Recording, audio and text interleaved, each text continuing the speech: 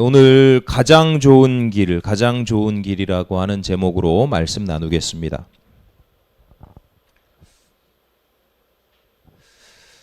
제가 한 30년 전쯤에 그 지리산을 종주한 적이 있거든요.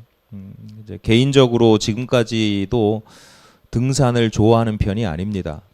얼마 전에도 어느 모임에서 다음 모임에 산행을 1시간쯤 하자 그러길래 다녀오십시오. 제가 그래서 저는 아래에서 가시려고 하는데 아래 찻집은 있겠지요. 제가 그렇게 이야기하고 또 더 친한 사람들한테는 성경에 눈을 들어 산을 보라고 했지. 그래서 농담도 그렇게 할 정도로 산을 별로 좋아하지 않습니다. 여러 차례 산에 오를 경험 기회는 있어서 또 많은 분들이 좋아하니까 그 맛을 한번 드려보려고 했는데 어렵더라고요. 저는 아직 그 맛을 조금은 알겠는데 아주 그 깊은 맛은 잘 모르겠어요. 그러니까 그 당시 30년 전에는 오죽했겠어요. 등산에 대한 경험도 없지, 지식도 없지, 능력도 없지. 그냥 단지 20대 청년 대학생의 패기, 그리고 이제 같이 가기로 했던 사람들, 어울리던 이들의 의기투합, 뭐 그런 것이었는데, 쉽게 말해서 객기였는데요. 그 객기가 그렇게 오래 가지 못했습니다. 서울역에서 밤기차를 타고 구례라고 하는 곳에 내려가서 그 구례라는 기차역에서 내렸어요. 그리고 기차역 앞에 역전 광장에 조그마한 부스가 있고 거기서 이제 기념품 뭐 이렇게 작은 것들 그 당시 신문 잡지 이런 거 파는 곳이 있었는데 거기서 손수건을 한 장씩 사가지고 나눠 가졌어요. 땀을 닦는 용도보다 훨씬 중요한 용도가 있었는데 거기서 파는 손수건에는 지리산 등산로 코스가 그려져 있었어요. 약도처럼. 그러니까 그 손수건을 한 장씩 사가지고 서로 한 장씩을 보면서 우리 어디로 올라가서 어떻게 내려올까 그걸 그 자리에서 정한 거예요. 그러니까 미리 등산 코스도 제대로 숙지하지 않았고 그제서야 코스를 정했어요. 첫 번째 계획은 이제 종주니까 종주 한 3박 4일 일정, 지도를 보니까 3박 4일 일정이더라고요. 근데 저희는 2박 3일 만에 종주를 하긴 했는데 첫 번째 계획이 뭐였냐면 이제 화엄사 2km 전부터 등산로가 시작이 돼요. 2km 전부터 시작해서 노고단까지 이제 걷는 게 첫 번째 계획이에요. 기억이 나질 않아서 제가 검색을 해보니까 지금 한 9km 남짓 10km가 좀 안 되는 거리더라고요. 그러니까 새벽에 도착해서 이렇게 저렇게 하니까 한 대여섯 시간 그 당시 걸어가면 그러면 노고산 대피소에 도착을 해서 점심을 먹고 오후에 또 한 코스를 더 갈 수 있겠다. 그렇게 계획을 역 앞에서 했습니다. 화엄사 2km 전까지, 그러니까 화엄사까지 2km 정도는 나름 재미있었어요. 신나잖아. 이제 처음 시작하니까 경사도 완만하고 또 등산로에 들어가니까 그 피톤치드 향이라고 그러죠. 숲에서 나는 그 좋은 공기 좋았습니다. 화엄사 좀 지나자마자부터 이제 경사가 슬슬 시작되는데요. 그리고는 이제 고통스러워지는 거죠. 저절로 마주쳐서 이제 내려오는 하산하는 분들이 있잖아요. 그 하산하는 분들에게 저절로 묻게 됩니다. 혹시 노고단 대피소까지 얼마나 남았을까요? 한결같이 뭐라고 대답해요? 네. 얼마 안 남았습니다. 조금만 더 가시면 됩니다. 나중에 알았어요. 나중에. 경험이 없어가지고 나중에 알았어요. 등산을 하다가 등산로에서 마주치는 사람이 있으면 몇 가지 원칙이 있는데 첫 번째는 인사를 해야 된다. 인사를 해야 되고 또 내가 오는 길에 무슨 장애물이나 어떤 문제가 있으면 그걸 반드시 알려줘야 된다. 이 사람이 가야 되는 거니까 알려줘야 되고 그리고 세 번째 상대방이 얼마 남았느냐고 물었을 때 솔직하게 답하지 않는다. 나중에 알았어요. 그러니까 그때는 그 말을 곧이곧대로 들었어요. 게다가 한결같이 그렇게 얘기를 하잖아요. 얼마 안 남았습니다. 조금만 가시면 돼요. 그러니까 정말로 그게 사실인 줄 알고 조금만 가면 되겠지 하고 가는데 아무리 가도 조금만 그렇게 아무리 가도 10번 20번을 더 가도 정상의 목표 지점에 닿질 않는 거예요. 곧 닿을 것 같은데 숨이 막 목 끝에 턱 끝에까지 올라왔는데도 도착을 하지 않아요. 그러니까 육체적으로 힘든 것뿐만 아니라 정신적으로도 이게 멘붕이 오는 거예요. 이게 더 가야 될지 어디쯤에서 쉬어야 될지 이런 것도 고민이고, 개인적으로는 등산화가 없어가지고 무슨 비슷한 신발을 하나 빌려서 신고 갔는데 그거 찢어졌어요. 올라가는 길에 길이 험하니까. 카메라도 중간에 잃어버렸습니다. 어디쯤에서 흘렸는지 모르겠는데 아마 중간에서 잠시 쉬면서 흘린 것 같은데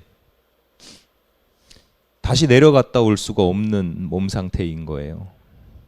몸 상태가, 몸이 힘든 것보다 정신적으로 이제 멘붕이 오는 거예요. 저 카메라를 어디쯤에서 흘린 것 같은데 거기까지 어떻게 다시 내려갔다 올까? 내려갔다 다시 올라와야 되나? 거기에 분명하게 확실하게 있다면 힘들어도 다시 가겠는데 추정이잖아요. 거기다 흘린 것 같아 이잖아요. 그러니까 이게 그러니까 육체적으로는 힘들지요. 숨이 차고 다리는 후들거리지요. 정신적으로는 스트레스와 갈등이 계속 반복되지요. 그렇게 힘들게 겨우겨우 노고단 대피소에 도착을 했습니다. 너무너무 힘들지만 그때는, 지금은 안 되더라고요. 근데 그때는 밥을 해서 먹었거든요. 그 대피소에서 텐트를 치고 잘 수 있었고, 그러니까 힘들어도 이제 밥은 해 먹어야 되는, 배는 고프니까, 배는 고프고 시간은 이제 많이 지체가 됐으니까 기억이 정확하지는 않은데 아마 라면 끓여 먹었던 것 같아요. 그러고 나니까 이제 오후 서너 시가 된 거예요. 또 갈등합니다. 그리고 또 함께 했던 이들하고 토론을 하는 거예요. 누가 이끄는 사람이 없으니까 다 저랑 비슷비슷한 고만고만한 친구들이니까 토론을 해야 돼요. 더 갈 거냐? 여기서 1박을 할 거냐? 지금까지 올라왔던 산행, 그 노고단 대피소까지 올라왔던 그 산행, 앞으로의 산행도 이렇게 힘들다면 다음 코스까지 가기, 그때가 여름이었거든요. 8월 15일을 끼고 갔는데 8월 13일인가 뭐 그렇게 갔었는데, 아무리 해가 길어도 이게 산이잖아요. 산에서 해가 빨리 떨어지기 때문에, 그리고 남들이 도착하기 전에 빨리 먼저 도착해서 텐트 자리를 잘 쳐야지, 잘못하면 텐트 칠 자리도 없을 수도 있어요. 늦게 가면. 그러니까 이게 더 갈 거냐, 여기서 1박을 할 거냐, 하염없이 여기서 계속 시간을 보낼 수도 없고, 그렇다고 위험하게 또 진행할 수도 없고, 함께 고민하는 친구들은 다 고만고만하고 누가 이끌고 갈 만한 친구는 없고, 그래서 토론을 하다가 우여곡절 끝에 결국은 가자, 조금 더 가야 된다, 우리 빨리 가서 산 아래 저쪽 함양 아니야, 경상도 쪽으로 어디 그쪽으로 내려가서 선배님이 계시는 교회에서 1박을 할 생각을 하고 있었기 때문에, 그걸 못하면, 빨리 못 가면 이제 그 계획이 취소가 되니까, 그래서 그냥 가자 그리고 갔어요. 가긴 가야 되는데 이제 걱정이 앞서는 거죠. 이렇게 힘든데 이걸 또 해야 되냐. 그리고 이제 노고단 대피소가 노고단에서 좀 아래쪽에 있어요. 노고단 대피소에서 노고단까지 올라가는 길이 또 경사가 또 짧지만 그 화엄사에서부터 노고단 올라오는 것 이상으로 경사도가 높아요. 그래서 올라가는 길이 얼마나 힘들고 스트레스를 다 안고 그렇게 올라갔는데, 그 노고단 정상에서 그 직후에 보게 된 장면을 평생 잊지를 못해요. 제가 또 지리산 이야기하고 산 뭐 이런 이야기를 하면 거의 다 이 이야기를 할 기회가 되면 항상 하는 이야기가 이 장면이에요. 노고단까지의 산행이라는 게 계속 오르막길, 잠깐 이렇게 내려가는 게 없어요. 계속 그냥 무조건 오르막길이에요. 오르막길이라면 노고단부터는 능선, 산 능선을 따라서 내려갔다 올라갔다 내려갔다 올라갔다 이렇게 반복을 해요. 그리고 지대가 높거든요. 그러니까 올라갈 만큼 올라가서 그 다음부터는 이제 능선을 따라서 오르락 내리락 하는 길인데, 지대가 높고 바람이 많이 부니까 큰 나무가 없어요. 바람이 세니까 큰 나무가 별로 없고, 허리나 어깨쯤 높이, 관목이라고 그러죠. 허리나 어깨쯤 높이의 관목들이 많습니다. 그러니까 등산로가 그 관목들, 허리나 어깨 높이의 관목들 사이로 등산로가 이렇게 작은 오솔길처럼 등산로가 이렇게 되어 있는데, 그 관목들, 어깨 양 옆에 있는 어깨 높이의 관목들에 꽃이 피어 있는 거예요. 처음 알았어요. 8월에도 꽃이 피는구나. 산에는 8월에 꽃이 피는구나. 산이 추우니까 이게 봄에 피는 게 아니라 꽃이 8월 한여름에 피는 거예요. 근데 한두 송이가 아니에요. 만발했어요. 그러니까 그때 22살, 3살 이럴 때까지 사내 자식이 어디 꽃길을 찾아본 적도 없지만 그런 꽃길을 걸어본 적도 없고 본 적도 없어요.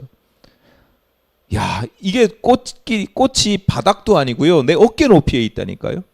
그러니까 고개를 이렇게 딱 돌리면 바로 눈앞에 꽃들이 양쪽으로 이름 알 수 없는 온갖 꽃들이 만발해 있는 거예요. 근데 20대 초반의 사내 자식인데도 야, 너무 경탄할 만큼 너무너무 아름다운, 난생 처음 꽃길을 걸었어요. 이게 꽃길이구나.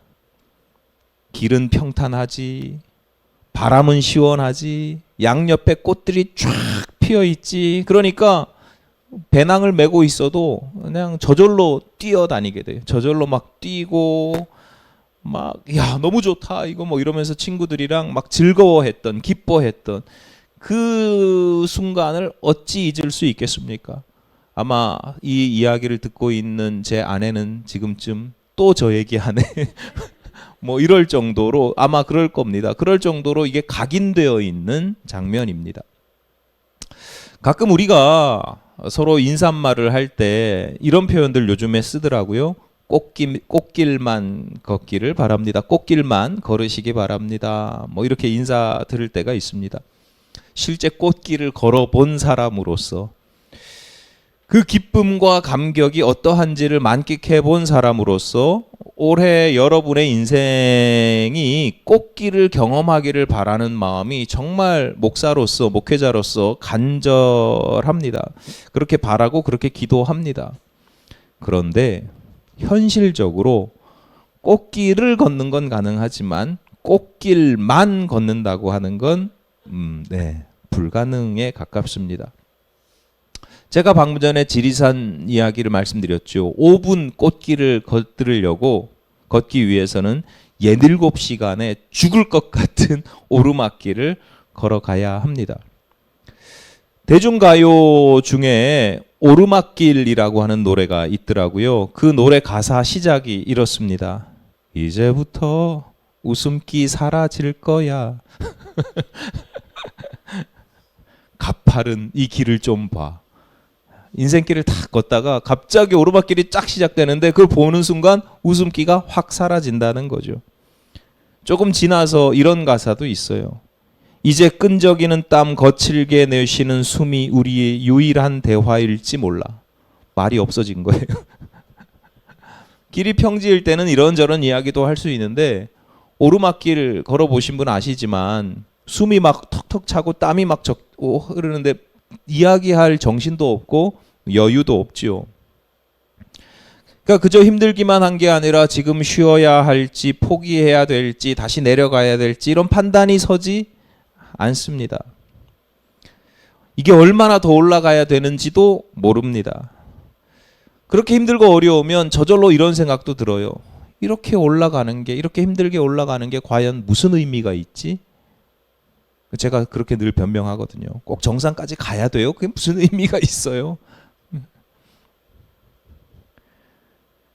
함께하는 동지라도 있으면 좀 더 수월할 수 있습니다. 함께 쉴 수 있고 이야기도 나눌 수도 있고 간식도 먹고 그러면 좀 덜 힘들어요. 그런데 정말 힘들 때는요, 함께하는 사람이 짐이 됩니다. 신경을 그렇게 거스를 수가 없어요. 어떨 때는 분명히 함께 그 길을 가고 있는 사람들이 많다고 생각했는데 어떨 때는 나 혼자인 것 같습니다. 다른 사람들은 오르막길을 안 걷는 것 같아. 나만 이 고통을 겪는 것 같습니다. 외롭기도 하고 두렵기도 합니다. 왜냐하면 난 도대체 이 길의 한계를 느껴서, 오르막길의 한계를 느껴서 난 도저히 못 갈 것 같은데 어떤 사람들은 씩씩하게 나를 지나쳐가는 모습들을 볼 때가 있어요. 아, 이게 길이 문제가 아니구나, 내가 문제이구나, 이렇게 이제 판단이 되기 시작하면 그때부터 자괴감, 우울감 뭐 이런 것들이 나를 짓누르기 시작합니다. 마주쳐 내려오는 사람이 미소 지으면서 웃으면서 괜찮다고, 얼마 남지 않았다고 이야기하는데 그게 선의로 느껴지지가 않습니다. 내가 컨디션이 좋을 때는 서로 덕담도 나누고 인사도 하고 격려도 하고 원래 그런 거지 뭐 이렇게 생각하는데, 내가 힘들면요, 저 사람이 지금 나를 놀리나 뭐 이렇게 생각이 들기도 합니다. 저 사람 나를 우습게 생각하고,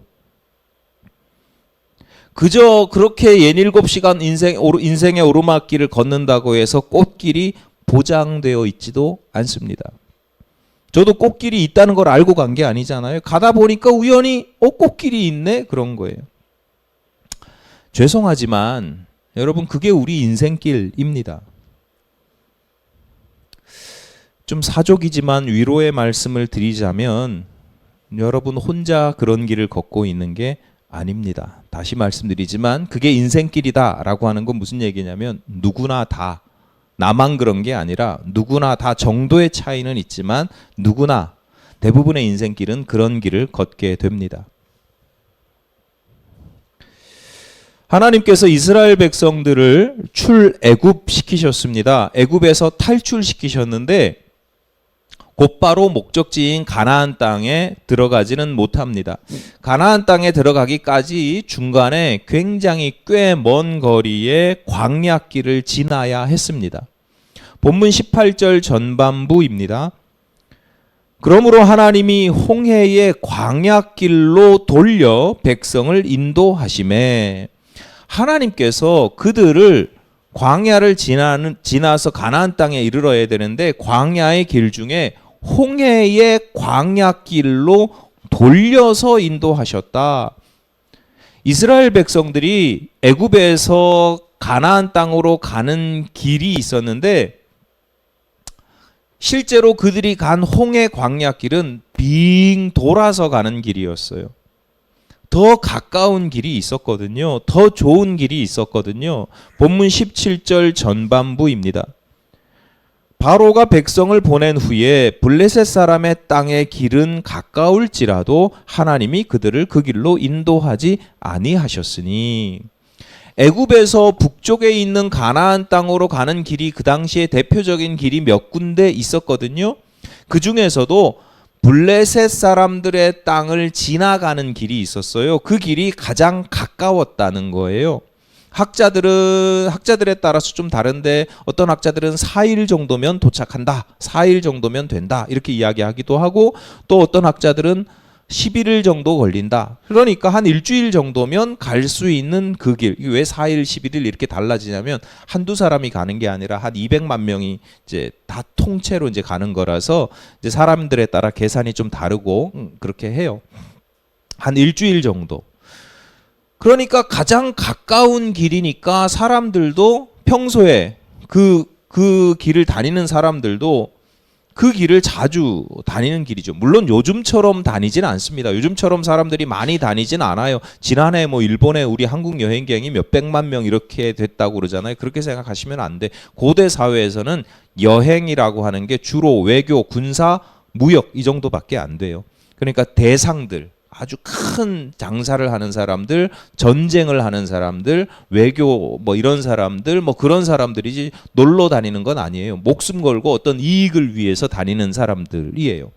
어쨌거나 그 당시에 많은 사람들이 그 정도의 사람들이 다니지만 그래도 가장 많은 사람들이 다니는 가장 대표적인 가장 좋은 길이에요.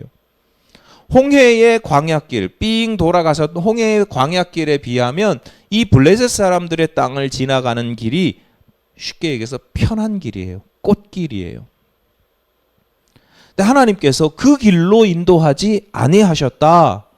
요즘으로 치면 쉽고 빠르게 갈 수 있는 고속도로가 있는데 빙 돌아서 시골길을 가는 거예요. 근데 시골길을 여러분 성경을 읽어보신 분은 아시겠지만 그냥 국도 정도로 돌아간 게 아니에요. 농로, 비포장도로, 계곡길 뭐 이런 데로 이렇게 빙 돌아서 갔다고 보시면 돼요. 본문 17절 후반부입니다.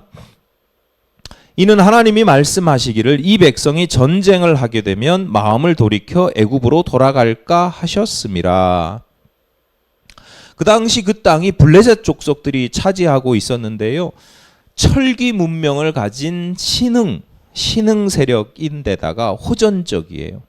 그러니까 왜냐하면 이 블레셋 사람들은 블레셋이 지금의 팔레스타인이라는 표현인데 지금의 팔레스타인 사람들이랑은 달라요. 족속 자체가 달라요. 그냥 땅 이름이라고 보시면 돼요. 어쨌거나 그 당시 블레셋 사람들은 해양 세력이었거든요. 북쪽 해양 세력이 정복 전쟁을 하고 그 땅을 지금 차지하고 있는 사람들이에요. 바이킹 같은 거를 생각하시면 돼요. 그러니까 그 땅을 지나가려고 하면 한두 사람이야 지나갈 수 있고 소수의 사람들이야 뭐 도움을 이렇게 협조를 구하든 어떻게 해서 지나갈 수 있겠지만 수백만 명이 그 길을 지나가는 건 이건 반드시 전쟁을 해야만 전쟁이 필연적인 곳이죠. 하나님께서 그곳을 지나가면 전쟁이 필연적이니까 돌아갔다는 거예요. 다른 길로 돌아갔다는 거예요. 그래서 어떤 사람들은 하나님께서 멀리 돌아가신 것은 멀리 다른 길로 돌아서 가셨던 것은 위험한 길 대신에 안전한 길로 갔다라고 이해를 하기도 해요. 일리는 있죠. 이게 분명히 위험한 길과 안전한 길이라고 하는 차이가 분명히 있어요. 그런데 저는 그렇게 보지 않습니다. 저는 분명히 그런 차이가 있지만 하나님의 의도, 핵심적인 의도가 그것 때문이라고 보지 않아요. 왜냐하면 하나님은 전쟁이나 위험 그 자체를 피하신 게 아니기 때문이죠. 다윗이 블레셋 장수 골리앗과 맞설 때 했던 신앙의 고백이 있습니다. 사무엘상 17장 47절에서 이렇게 이야기합니다. 또 여호와의 구원하심이 칼과 창에 있지 아니함을 이 무리에게 알게 하리라. 전쟁은 여호와께 속한 것인즉 그가 너희를 우리 손에 넘기시리라. 다윗의 고백대로 소년 다윗이 물맷돌을 들고 거구의 백전노장 온갖 무기로 이렇게 무장한 블레셋 장수 골리앗을 이깁니다. 물맷돌과 막대기로 창과 칼을 이깁니다. 하나님께서 그렇게 하신다는 거예요. 하나님은 약한 사람을 들어서 강한 사람과 싸워서 이기게 하신다. 그러니까 하나님께서 마음만 있으시면 원하시면 연약하기 짝이 없는 노예 생활만 하던 이스라엘 백성들로 하여금 그 호전적인 전투에 아주 그냥 전쟁에 능숙하고 경험이 많은 그 블레셋과 싸워 이기게 하실 수도 있는 분이에요. 그런데 하나님께서 그 길로 인도하지 않으신 것은 전쟁 때문이 아니라 분명히 전쟁이 있을 것인데 전쟁에서 질 것 같아서가 아니라 그 전쟁으로 말미암아 성경을 자세히 읽어보시면 그렇게 되어 있어요. 전쟁으로 말미암아 이스라엘 백성들이 그 마음을 돌이킬 것이기 때문이다. 그러니까 전쟁을 딱 하는 순간 후회하게 될 것이다. 하나님께서 그들을 돌아서 다른 길로 가게 하신 것은 실제로 힘들고 어렵고 위험해서가 아니라 그 힘들고 위험하고 어려운 길을 경험하면서 정신적으로, 영적으로, 마음적으로, 심적으로 무너져 내릴 것을 염려하신 거죠. 게다가 그럼 돌아서 가는 홍해 광야길은 안전하냐? 아시다시피 그곳에서 애굽 기병의 추격을 당하거든요. 애굽 기병이 그 길로 돌아서 갔는데 그곳에 애굽 기병들이 쫓아와요. 쫓아왔는데 도망을 못 가잖아요. 왜? 홍해가 가로막혀 있으니까. 이게 좋은 길이에요? 이게 안전한 길이에요? 블레셋 사람의 땅을 지나는 길보다는 안전하지만 세상에 안전한 곳은, 안전한 길은 하나도 없다. 어디랑 비교했을 때 보다 더 안전할 수는 있어요. 안전해 보일 수는 있어요. 그러나 또 다른 측면에서 보면 또 위험하기는 마찬가지라는 거예요. 여러분, 세상에 꽃길은 없어요. 또 다른 종류의 오르막길일 뿐이에요. 오르막의 종류가 좀 다를 뿐이지, 정도가 다를 뿐이지 꽃길 만만치 않습니다. 다시 말씀드리지만 우리는 때때로 꽃길을 원합니다. 내 인생에 꽃길, 좋은 길, 꽃길이 좋은 길이야. 꽃길을 원하고 오르막길을 피하려고 합니다. 그런데 관점에 따라서 꽃길이 오르막길이 되기도 합니다. 그저 이곳이 꽃길처럼 내 눈에 어리숙하고 어리석은 내 눈에 이게 꽃길처럼 보이기만 하는 거예요. 특히 내가 가고 있는 길은 꽃길이 아닌데 남들이 가고 있는 길은 꽃길처럼 보입니다. 남들이 그 길에서 얼마나 힘들게 고군분투하고 있는지는 보이지 않아요. 그냥 내 눈에 쟤 되게 편한 길을 가고 있어. 하나님이 보시기에는 이 길이 전쟁의 위험이 매우 다분하고 그로 인해서 뻔히 그들의 마음이 녹아지고 무너져 내릴 게 뻔한 길이거든요. 그런데 어리석은 인생의 눈에는 그 넓은 길, 그 좋은 길, 그 빠른 길, 그 편한 길을 그렇게 보이는 거예요. 그래서 막상 좋은 길, 편한 길, 빠른 길, 꽃길이라고 생각하고 가보면 뒤늦게 이제 후회하는 거죠. 또 오르막길이네. 그리고는 그 길에서 다른 길이 꽃길처럼 또 보이고 내가 가는 길은 늘 오르막길이 되는 거죠. 제가 지리산에서 경험했던 것처럼 가끔 꽃길을 경험할 때가 있습니다. 그런데요, 잠깐이에요, 잠깐. 꽃길은 잠깐입니다. 지리산 노고단 꽃길은 그때가 여름철이었기 때문이에요. 보름이나 한 달 정도만 지나면 그곳은 찬바람이 쌩쌩 부는, 나무가 크게 자라지도 못하는 곳이라니까요. 근데 그 짧은 순간 잠깐 꽃길이었을 때를 제가 우연히 지나간 거예요.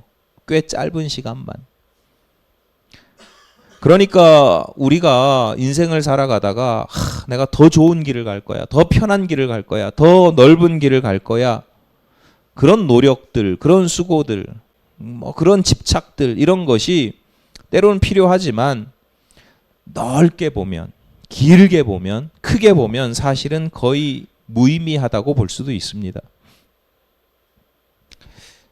은퇴를 얼마 남기지 않은 목사님이 있는데 그 목사님의 두 아드님이, 자제분이 두 분 다 목사님이에요. 평소에 이 어르신 목사님을 만나면 늘 그 두 아들 목사님에 대해서 늘 마음이 쓰는 게 느껴져요. 아버지니까, 아버지의 마음이니까 그렇겠죠. 근데 얼마 전에 한두 해 전에 두 분이 잘 풀렸어요. 두 아들 목사님이 시쳇말로, 흔히 하는 말로 잘 풀렸어요. 큰 아들은 우리나라 미국인가 캐나다인가 어디서 유학하고 거기 지내다가 우리나라의 나름 큰 교회에 청빙을 받았고, 또 작은 아들은 미국에서 이제 또 자리를 잘 잡았어요. 그러니까 남들이 보면 이 정도 되면 이제 꽃길을 걷기 시작한 거예요. 근데 그 목사님, 어르신 목사님을 그 이후로 몇 번을 만났는데 그 목사님은 그 두 아들 목사님에 대한 고민이나 기도가 끊어지질 않아요. 종류만 바뀌었지 또 달라요.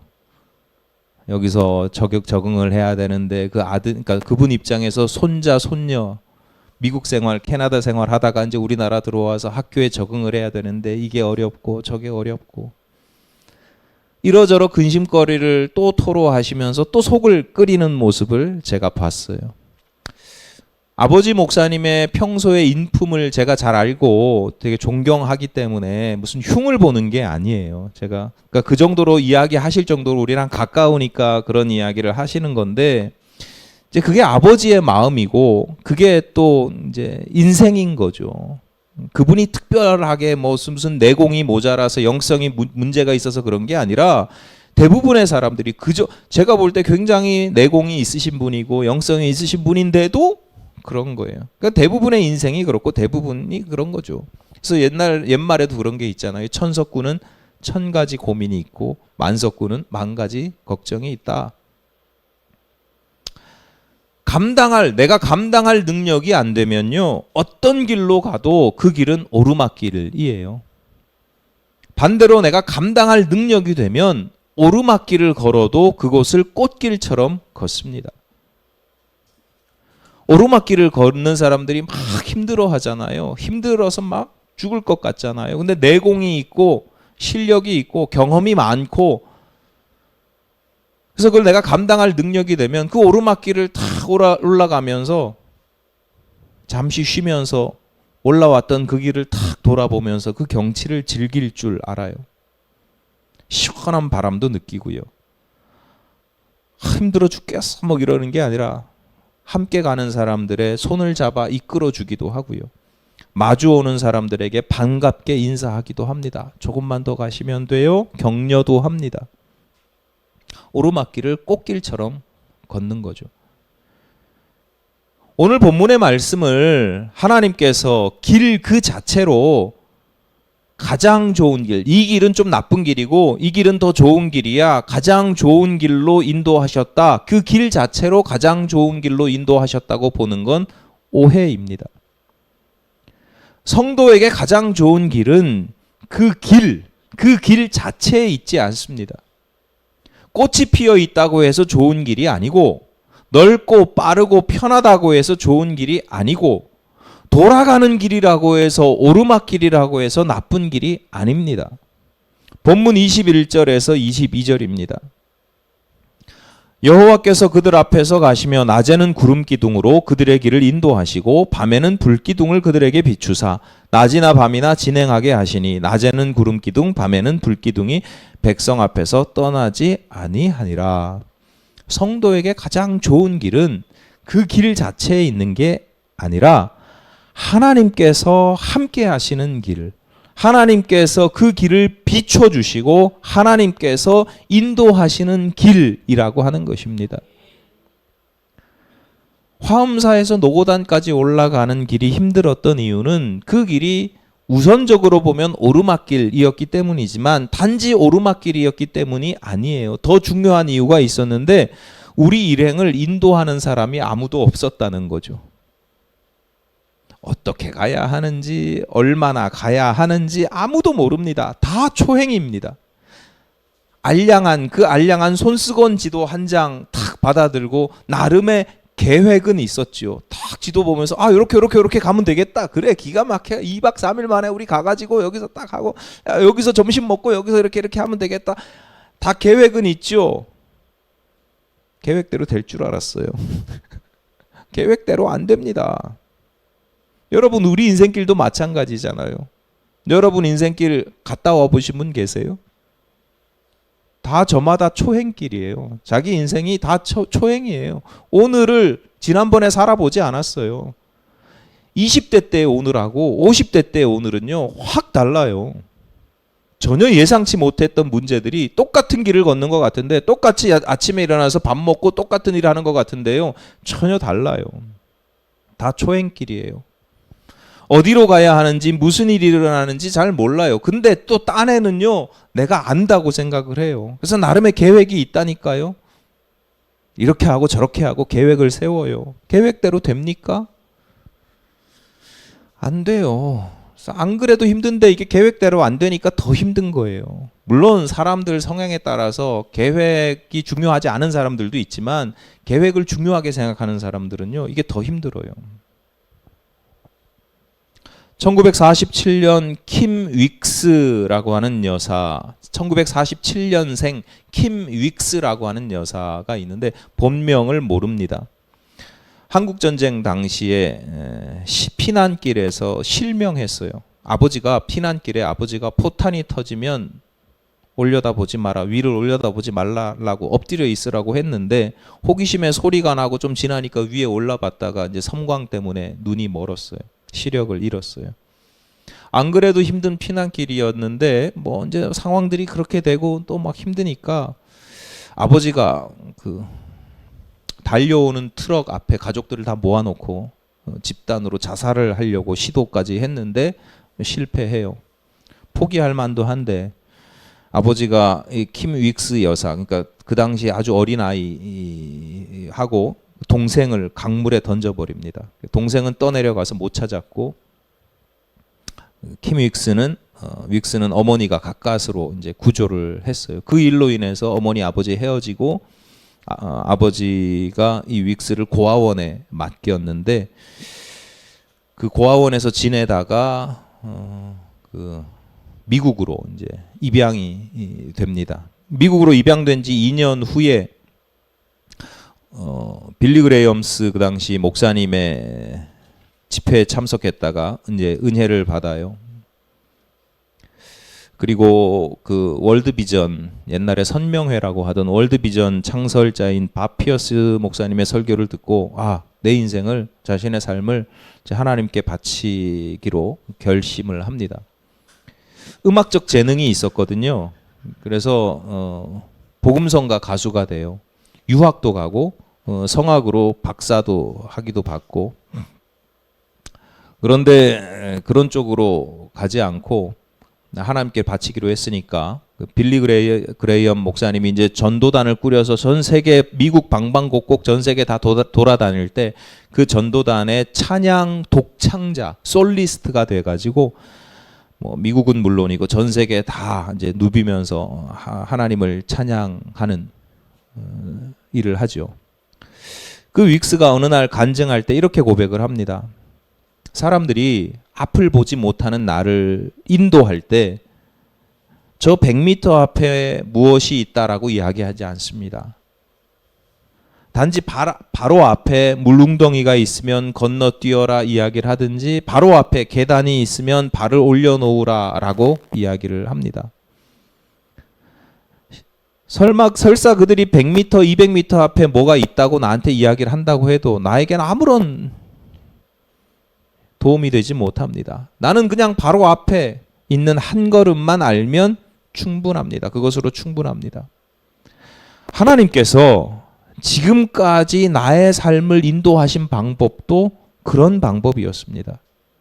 내가 10년 후를 우리는 알지 못합니다. 20년 후도 알지 못합니다. 계획이야 세울 수 있겠지만 어떻게 될지 알지 못합니다.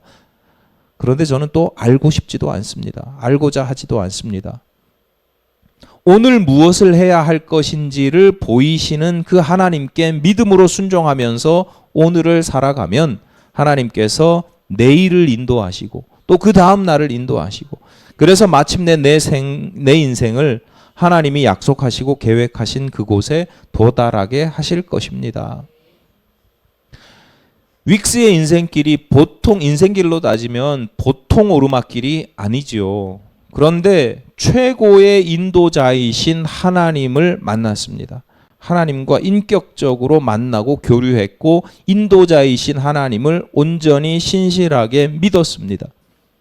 어디로 인도하든지 그 한 걸음 한 걸음 내디딜 때 때로는 힘들기도 하고 어렵기도 하고 때로는 쉬고 싶은데 가라고 하실 때도 있고 가고 싶은데 멈추라고 하실 때도 있잖아요. 이쪽 길로 가고 싶은데 저쪽 길로 가라고 할 때도 있잖아요. 그런데 매 순간순간 그 하나님의 음성에 따라 순종하며 발걸음을 내딛었습니다. 힘들고 어렵지만 남들이 보면 힘들고 어려운 길이지만 믿고 맡기고 그 길을 꽃길처럼 걸은 거예요. 행복해하며 불안하지 않고 평안하게 기쁨으로 그 길을 걸었습니다. 그리고 돌아봤더니 자기 인생을 돌아봤더니 자기가 가장 좋은 길을 걸었다는 거죠. 여러분의 인생도 가장 좋은 길을 걷기를 바랍니다. 그런데 그 가장 좋은 길이 꽃이 활짝 피어서가 아니라 오르막을 피해서가 아니라 가장 좋은 인도자 하나님께서 함께 하시는 길, 하나님께서 인도하시는 길, 그 길을 순종하며 걷는 그 길이 가장 좋은 길임을 기억하시기를 바랍니다.